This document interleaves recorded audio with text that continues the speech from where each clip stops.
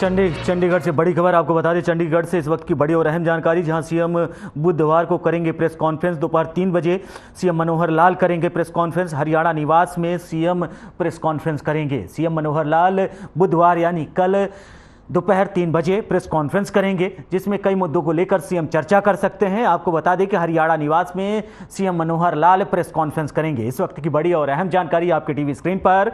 CM बुधवार को press conference कर कई अहम मुद्दों पर चर्चा कर सकते हैं। आपको बता दें कि दोपहर 3 बजे CM Manohar Lal press conference करने वाले हैं और हरियाणा निवास पर सीएम प्रेस कॉन्फ्रेंस करेंगे, जिसमें हरियाणा के कई मुद्दों को लेकर सीएम चर्चा कर सकते हैं। आपको बता दें कि सीएम बुधवार को प्रेस कॉन्फ्रेंस करेंगे। दोपहर 3 बजे हरियाणा के मुख्यमंत्री मनोहर लाल प्रेस कॉन्फ्रेंस करेंगे और चंडीगढ़ के हरियाणा निवास में सीएम प्रेस कॉन्फ्रेंस करेंगे। इस वक्त की बड़ी और अहम जानकारी।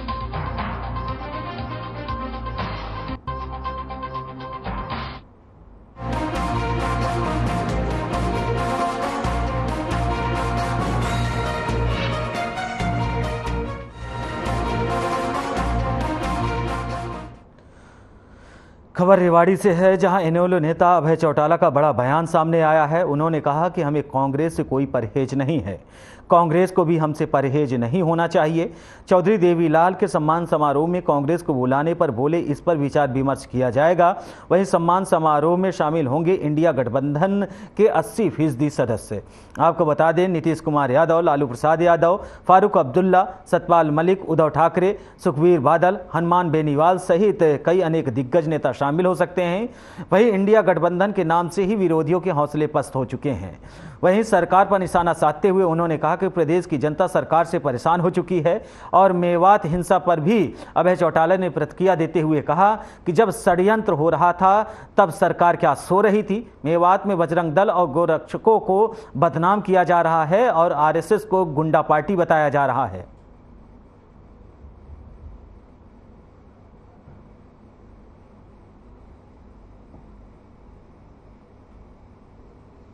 कांग्रेस को भी निमंत्रण देने में परहेज नहीं। अब कांग्रेस आएगी कि नहीं आएगी ये तो उनका फैसला है। चौधरी देवीलाल किसी एक पार्टी के नेता नहीं, तो वो तो संस्था थे राजनीति के, किसानों की मसीहा कहे गए थे। अब चौधरी देवीलाल के जन्मदिवस पे किसी को भी आने में परहेज नहीं होना चाहिए मेरे ख्याल। मुझे ये बात हर जगह पत्रकार साथियों ने पूछी है।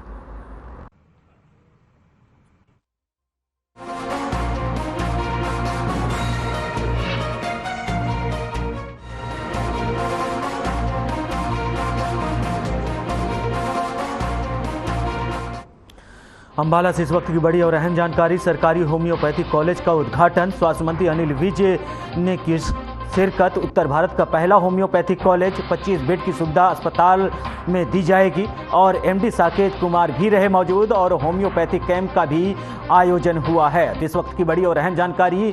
अंबाला में सरकारी होम्योपैथिक कॉलेज का उद्घाटन हुआ है। स्वास्थ्य मंत्री अनिल विज ने उद्घाटन समारोह में शिरकत की है। उत्तर भारत का पहला होम्योपैथिक कॉलेज बना है और 25 बेड की सुविधा अस्पताल में दी जाएगी। एमडी साकेत कुमार भी इस कार्यक्रम में शरीक हुए हैं और होम्योपैथिक कैंप का आयोजन भी किया गया है। तो अंबाला से इस वक्त की बड़ी और अहम जानकारी आपके टीवी स्क्रीन पर, जहां होम्योपैथिक कॉलेज का उद्घाटन किया गया है। स्वास्थ्य मंत्री अनिल विज ने शिरकत की है। उत्तर भारत का पहला होम्योपैथिक कॉलेज बना है। आपको बता दें कि होम्योपैथिक कॉलेज का उद्घाटन हुआ है। स्वास्थ्य मंत्री अनिल विज शिरकत की है और 25 बेड की सुविधा अस्पताल में दी जाएगी। एमडी साकेत कुमार भी इस समारोह में उपस्थित रहे। होम्योपैथिक कैंप का भी आयोजन किया गया है। तो वहीं आप तस्वीरों में भी देख सकते हैं कि गृह मंत्री अनिल विज पूरे कार्यक्रम में मौजूद हैं और इस समय वो होम्योपैथिक कॉलेज का उद्घाटन कर रहे हैं। आपको बता दें कि स्वास्थ्य मंत्री अनिल विज इस कार्यक्रम में शिरकत किया। उत्तर भारत का पहला होम्योपैथिक कॉलेज बना है और 25 बेड की सुविधा अस्पताल को दी गई है। एमडी साकेत कुमार भी इस कार्यक्रम में मौजूद रहे और होम्योपैथिक कैंप का भी आयोजन किया गया है। गृह मंत्री अनिल विज के हाथों इसका उद्घाटन किया गया है और यह उत्तर भारत का पहला होम्योपैथिक कॉलेज है।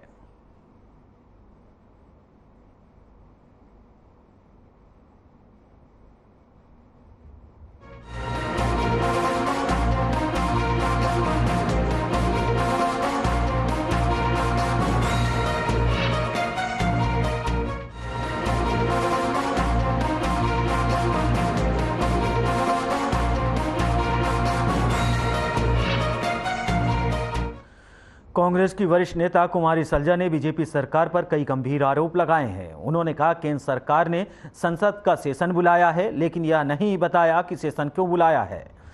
सलजा ने आरोप लगाते हुए सरकार पर लोकतंत्र की हत्या करार देने की बात कही। वहीं उन्होंने वन नेशन वन इलेक्शन पर जवाब देते हुए कहा कि असंवैधानिक है पूर्व राष्ट्रपति को इस तरह कमेटी का अध्यक्ष बनाया गया है। ये जुमला पहले भी बीजेपी कर चुकी है।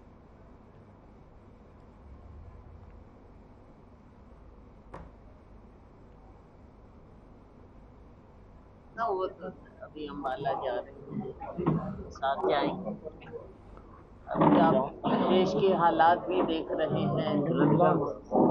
सेशन बुलाया गया है पार्लियामेंट का, विधायक सेशन बुलाया गया। अभी तक ये नहीं बताया कि किस लिए सेशन बुलाया जा रहा है।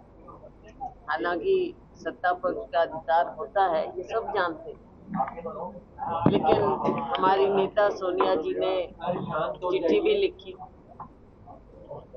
मुद्दे बहुत से हैं जिन्हें उठाने के लिए माननीय सोनिया जी ने कहा, लेकिन जवाब क्या आया सत्ता पक्ष की तरफ से वो भी आपने देखा। मुश्किल ये है कि इन्हें लोकतंत्र में विश्वास नहीं है। लोकतंत्र में, संसदीय प्रणाली में जिस प्रकार से आगे बढ़ना होता है, सबसे बातचीत की जाती है, विपक्ष से बातचीत की जाती है, इसमें सत्ता पक्ष को, भारतीय जनता पार्टी को, मोदी जी को कभी विश्वास नहीं रहा, ना वो कभी किसी को विश्वास में लेते। अब हम देखेंगे कि कैसे क्या होगा इसमें संसद के सत्र में, किन मुद्दों पर सरकार को लगा कि एकदम ऐसे सेशन बुलाना चाहिए। कि बीच में सेशन तब बुलाया जाता है कि कोई खास ओकेजन हो, कोई खास ओकेजन।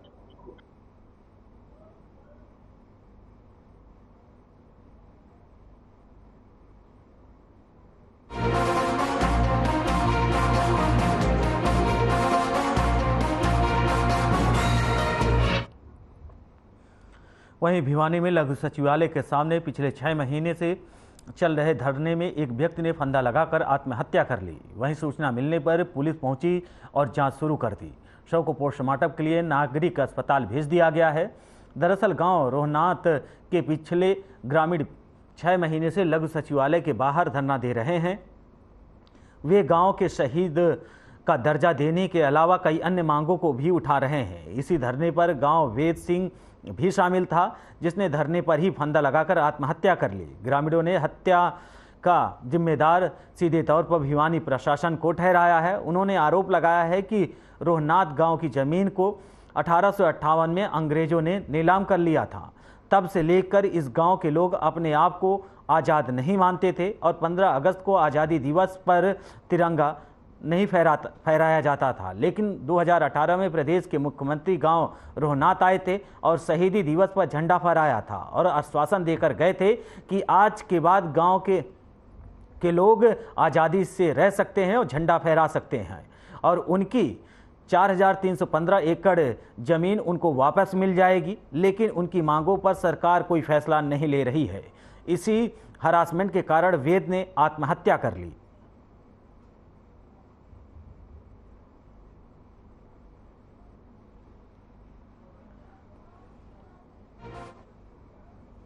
आपने पढ़ाई है हरासमेंट, यानी कि इसने लगभग 20 साल लगातार संघर्ष किया।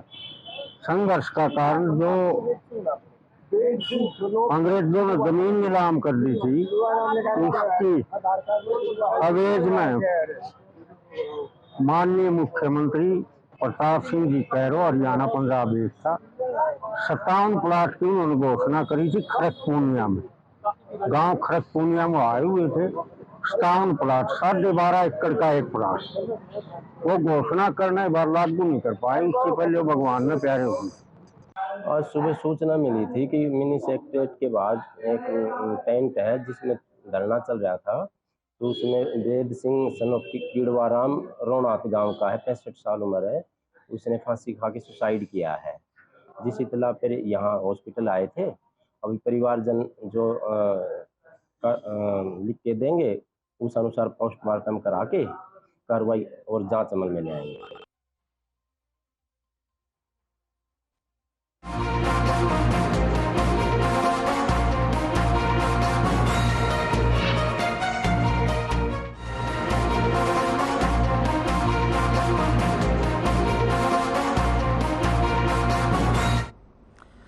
वही खबर चंडीगढ़ से है, जहां कांग्रेस पार्टी में बम्पर ज्वाइनिंग चल रही है। आपको बता दें कि बीजेपी और आम आदमी पार्टी के कई पदाधिकारियों ने कांग्रेस पार्टी का दामन थाम लिया है। भूपेंद्र सिंह हुड्डा की मौजूदगी में कांग्रेस पार्टी का दामन थामा गया है।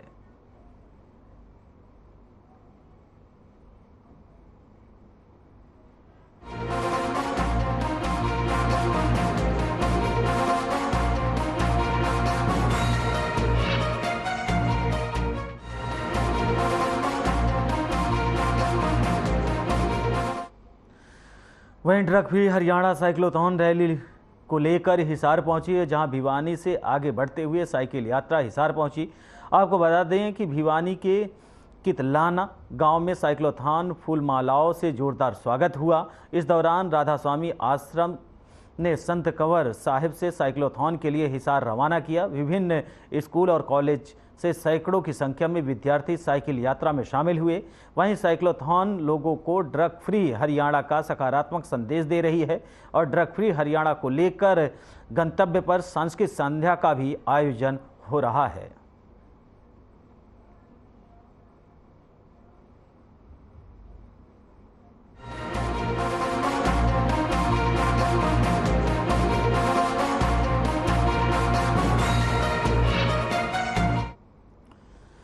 वहीं आपको बता दें कि रेवाड़ी में लोगों से एक दूसरे के इलाके में बधाई मांगने को लेकर दो गुटों के किन्नरों में विवाद शुरू हो गया। अब वो थमने का नाम नहीं ले रहा है और इसी कड़ी में रुखसार नाम के किन्नर गुट का आरोप है कि 4 दिन पूर्व काजल गुट के दर्जन भर किन्नरों ने इन पर जानलेवा हमला कर इनके 4 किन्नरों को चाकुओं से वार कर गंभीर रूप से घायल कर दिया था। वहीं देर शाम दूसरे गुट के किन्नरों के द्वारा 3 किन्नरों के साथ मारपीट किया गया।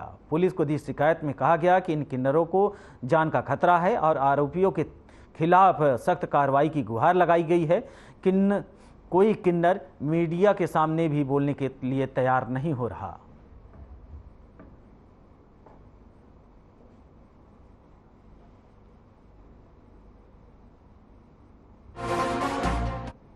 मेरे साथ मारपीट हुई, मेरे चक्कू मारा गया है, देखो मेरे टाके आए हुए हैं, मेरे ऊपर लाठी चार्ज भी हुआ है, लाठियां भी मारी गई हैं, पैर पे भी लगी है मेरे चोट।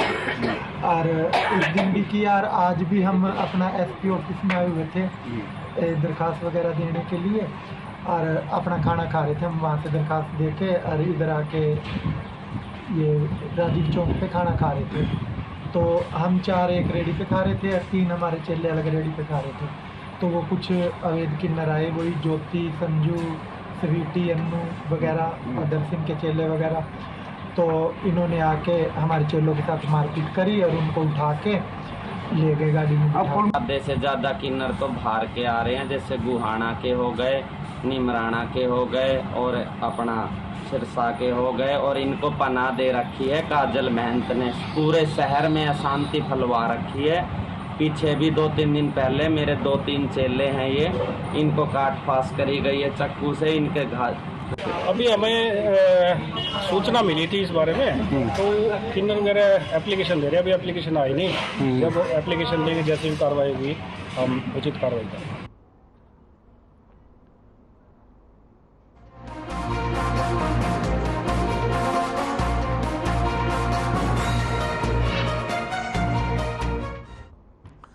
वहीं गुरुग्राम पुलिस की क्राइम यूनिट ने सेक्टर 10 ने एक अंतर्राज्यीय गिरोह के 2 सदस्यों को गिरफ्तार करने में सफलता प्राप्त की है, जो पलक झपकते ही लग्जरी कारों को चोरी कर फरार हो जाते थे। पुलिस ने आरोपियों के कब्जे से चोरी के 5 गाड़ी बरामद की है। एसपी क्राइम की माने तो धनकोट के रहने वाले एक व्यक्ति ने पुलिस को शिकायत दी कि सेक्टर 102 की सनसिटी सोसाइटी से किसी ने उसकी वैगनार चोरी कर ली। पुलिस ने मामला दर्ज कर आरोपियों की तलाश शुरू की। जांच के दौरान पुलिस ने 2 आरोपियों को गिरफ्तार किया है। बाकी आरोपियों की पहचान के लिए पुलिस लगातार दबिश दे रही है।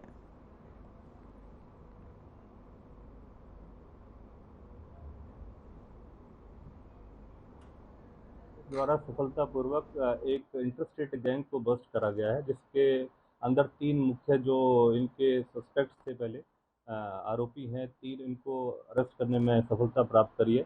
गुड़गांव पुलिस की crime branch sector 10 incharge Kuldeep की टीम ने इनको पकड़ने में सफलता प्राप्त करी है।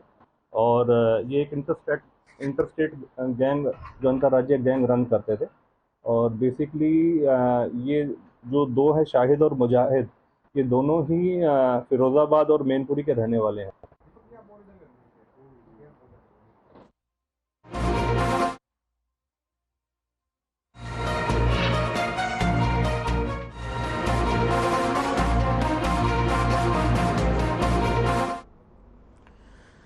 काम की तलाश में जा रही मजदूर युवती का झज्जर रेवाड़ी राष्ट्रीय राजमार्ग पर अपहरण करने का प्रयास किया गया। युवती 1.5 घंटे बाद अपनी दिमागी सूझबूझ से अपहरणकर्ताओं के चंगुल से छूटकर वापस अपने परिजनों के पास पहुंची।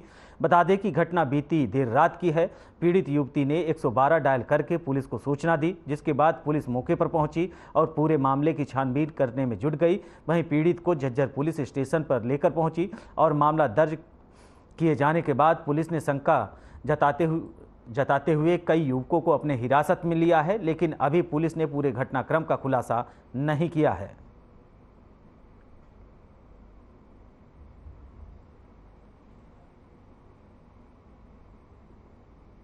रात में सूचना मिली थी लगभग 1 बजे के करीब कि भाई हम यहाँ दुकान पर चाय पी रहे थे रेवाड़ी रोड पर। हमारी लड़की थी 17-18 साल की, वो पता नहीं कहाँ चली गई, गायब हो गई। तो हम मौके पे पहुंच गए थे टाइम के अनुसार। वहाँ जा गई, इन्होंने पूछताछ करी, ने बताया भाई चाय पी रहे थे, पता नहीं कहाँ चली गई लड़की। तो छानबीन करी, इनके साथ कुछ पूछताछ करी।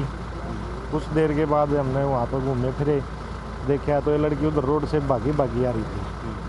आगे इसने बताया कि भाई ऐसे ऐसे 2-3 बंदे थे जो मेरा मुँह के ऊपर हाथ रखे और मेरे को उठा ले गए थे। तो मैं वहाँ से अपनी जान बचा के भाग के आई। तो इस पर फिर मैंने थाने में सूचित कर दिया था एसआई राजेश को। वो अपने मौके पर आ गए, उसने आईओ है इसमें राजेश एसआई, उसने छानबीन करी है। ये वो चाय पीने के लिए उधर रुक गए थे गाड़ी जाहुल। हम जा रहे थे सीकरी से हनुमान, वो हनुमानगढ़ लेबर लेके जा रहे थे। तो रास्ते में मतलब जब भी आ रही थी, नींद आ रही थी, तो हमने सोचा कि चाय पी ले। वो बंदे खाने भी खाने थे, तो वो बोल रहे थे कि पानी का भी व्यवस्था है तो इधर खाना भी खा लेंगे। तो हमने मतलब उधर गाड़ी रोक दी। तो गाड़ी रोकने के बाद क्या हुआ, मैंने चाय बोल दी। हमने उधर 12 चाय बोली थी। तो उसके बोलने के बाद मतलब लड़की पेशाब करने के लिए आधी लेडीज इस तरफ गई थी, कुछ लेडीज इस तरफ, बाकी की लेडीज आ गई थी। एक लड़की थी, उसको उल्टी आ रही थी, चक्कर आया था। तो लास्ट में सबसे लास्ट में बाथरूम करने गई थी। तो उसी टाइम पे उस लड़की को उठा लिया वहाँ से।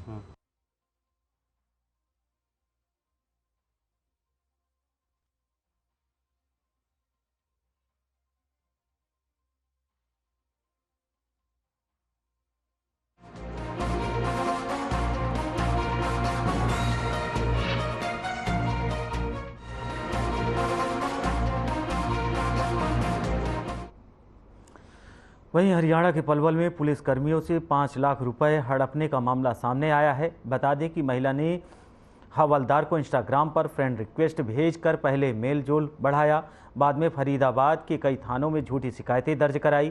कैंप थाना पुलिस ने पीड़ित पुलिसकर्मी की शिकायत पर आरोपी महिला के खिलाफ ब्लैकमेल कर पैसे ऐंठने सहित कई धाराओं में केस दर्ज कर कार्रवाई शुरू कर दी है। कैंप थाना प्रभारी सत्यनारायण ने मामले की जानकारी देते हुए बताया कि हवलदार सुरेंद्र से आरोपी महिला ने इंस्टाग्राम पर दोस्ती की, जिसके बाद वह उसे ब्लैकमेल कर 20,000 रुपये और कभी 30,000 रुपये ऐंठती रही। महिला ने पीड़ित पुलिसकर्मी से अब तक 5 लाख रुपए ऐंठ चुकी है और धमकी दे रही थी कि अगर उसने उसे रुपए नहीं दिए तो वह उसे झूठे केस में फंसा देगी। पुलिसकर्मी ने शिकायत में गुहार लगाई कि उसे ऐसे 5 लाख रुपए दिए गए हैं और उसका मोबाइल फ़ोन भी वापस महिला के पास है। फिलहाल पुलिस ने मामला दर्ज कर अग्रिम कार्रवाई शुरू कर दी है।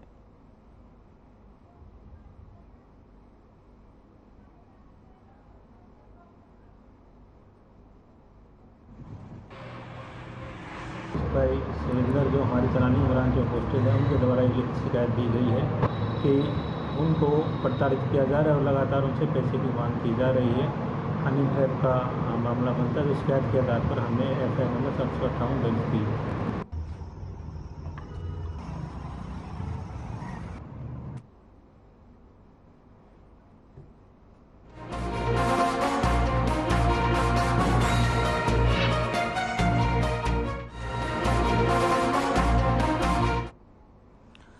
फरीदाबाद पल्ला थाना क्षेत्र के अंतर्गत बीते दिनों 2 युवकों के ऊपर किए गए चाकू से हमले के मामले में फरीदाबाद क्राइम ब्रांच की टीम ने तीनों आरोपियों को गुप्त सूचना के आधार पर गिरफ्तार कर लिया है। तीनों आरोपी दिल्ली के रहने वाले हैं। राजा अजहर और यमन नाम के तीनों आरोपी पहले से ही सामाजिक प्रवृत्ति के हैं, जिन्होंने मामूली सी बात पर शिवम और आलोक के ऊपर चाकू से हमला कर दिया। हालांकि इस घटना में दोनों युवकों में से एक युवक की मौत हो गई थी, वहीं दूसरा युवक गंभीर रूप से घायल हो गया था। मात्र 72 घंटे में पुलिस द्वारा कार्रवाई में तीनों आरोपियों को क्राइम ब्रांच की टीम ने गिरफ्तार कर लिया है और अब आगे अग्रिम कार्रवाई में जुट गई है।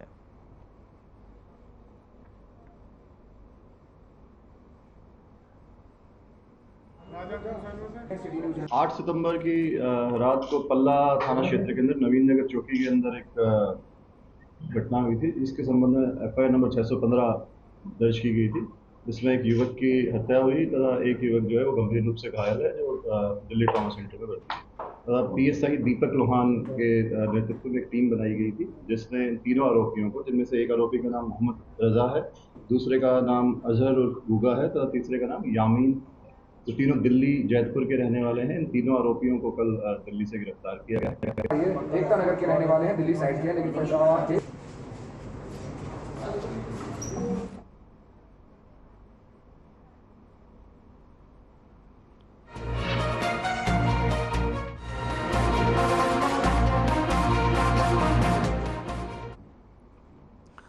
यमुनानगर में एंटी नारकोटिक सेल की टीम ने हीरोइन सहित एक महिला आरोपी को गिरफ्तार किया है।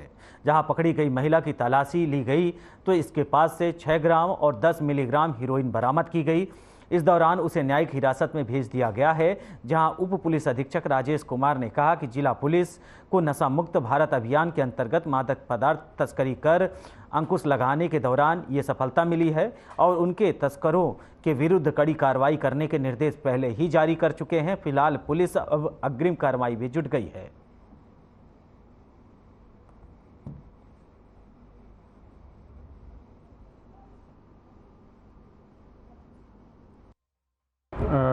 ANC जो यूनिट है उसके द्वारा दिनांक 9 सितंबर को मुकदमा दर्ज किया गया था, जिस अभियोग में बिल्लो नाम की एक औरत है, उनको गिरफ्तार किया गया है और उनके कब्जे से 6.10 ग्राम हेरोइन बरामद की गई है। इसमें अक्सर से देखने आए कि महिलाएं भी जो क्राइम की तरफ बढ़ रही हैं। यस, ये बात सामने आई है बहुत सारे केसेस में, जहाँ पे महिलाओं की जो संलिप्तता NDPS के मामले में पाई जा रही है और हम जहाँ भी इस तरह की बातें सामने आ रही हैं उस पर प्रभावी तरीके से हमारी जो यूनिट है वो कार्रवाई कर रही है लगातार।